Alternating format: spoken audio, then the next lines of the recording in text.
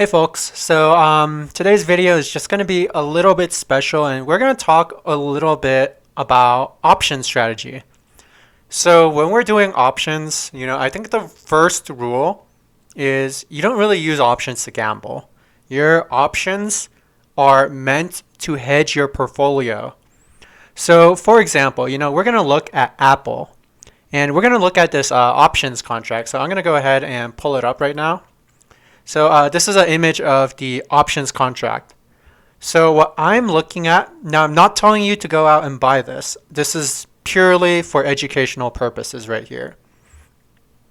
So if we were to buy a put and we're going to hedge ourselves and we're looking at a far out expiration, because keep in mind, when you pick a low options expiration, that's putting you for a lot of risk. You're not going to be able to time things perfectly. So if I'm giving myself until June 21st, 2024, and I think something bad is going to happen between now and then, that gives me a lot of time to basically figure out if I need to hold this or if I need to get rid of it or do what. Do whatever, So what exactly does this options cost me?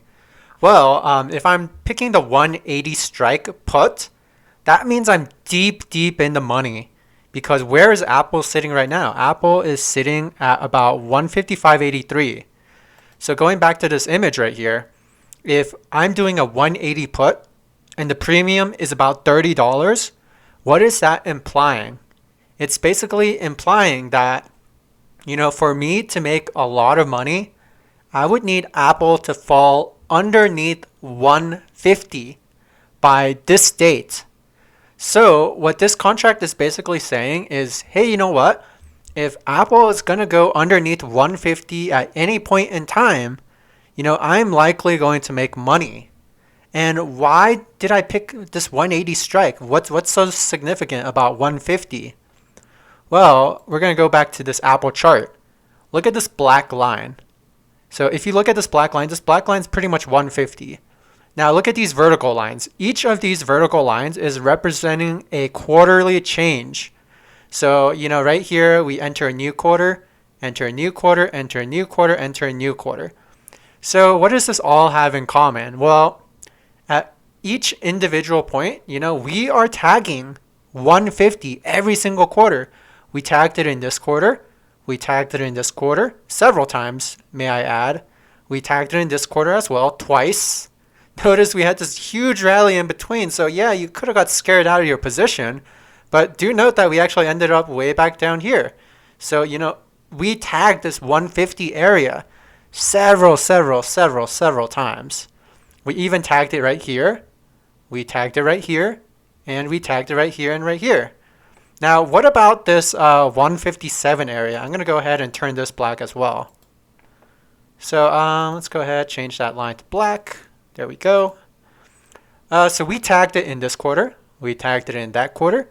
We tagged it in this quarter. We tagged it in that quarter. And we tagged it in this quarter right here.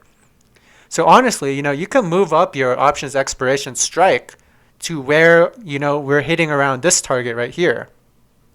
So this is the basic idea of picking the strike.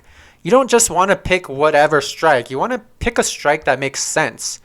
Because let's say, in the shorter term, let's just say Apple rips all the way to 172. And let's say that's like 1 month later. Well, then that's going to put you in a pretty scary position because then you might be thinking, oh man, I shouldn't have done this. I shouldn't have done this.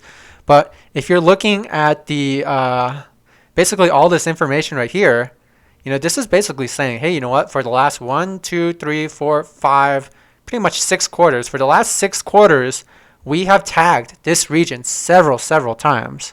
So what is the probability that we tag it again? It's highly likely, in my opinion, because you just have to think about all the bad things going on in the economy right now.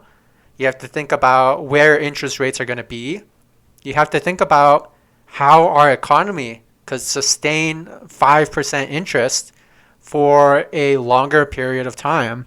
And you have to think, hey, maybe there's going to be plenty of opportunities if this goes all the way up to 170. Maybe there's going to be plenty of opportunities for this to revisit back to maybe this area or possibly back to this area, then what's going to happen with my contract?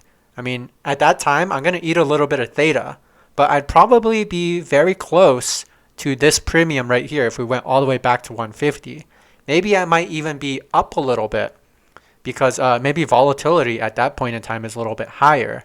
So these are all things that you need to think about when you're picking your strike, because it's very, very important. If I were to pick a lower strike, that would basically be implying that I would be predicting a lower move. And if we don't get there, if I'm looking at this 140 area, we're not tagging 140 every single time. You can see right here, we skipped it pretty much. We basically blew right past it. So we had a short window, and we tagged it many times right here, but we didn't tag it at all over here.